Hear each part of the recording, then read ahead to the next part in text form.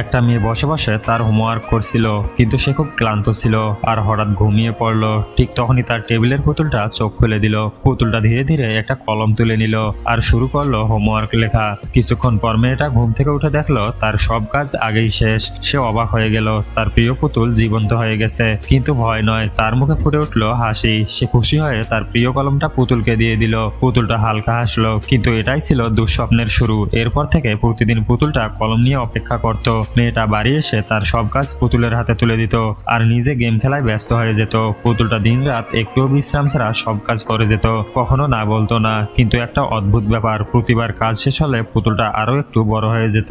একদিন সে মেয়েটির সমান লম্বা হয়ে গেল, তবুও মেয়েটা কিছুই খেয়াল করলো না। পরের দিন সকালে পুতুলটা তাকে ঘুম থেকে তুললো। সে দেখলো পুতুলটা তার ব্যাগ নিয়ে স্কুলে যাওয়ার জন্য প্রস্তুত আর তার হাতে দিল গেম কনসোল। মেয়েটা খুশিতে আত্মহারা, কিন্তু হঠাৎ পুতুলটার মুখে ভয়ঙ্কর হাসি। তার হাত শক্ত হয়ে যেতে লাগলো, পুরো শরীর ধীরে ধীরে জমে গেল। সে আর নড়তে পারছিল না। পুতুলের পরিকল্পনা সফল হয়েছে। সে শান্তভাবে চলে গেল আর মেয়েটা চিরদিনের জন্য একটা পুতুল হয়ে গেল।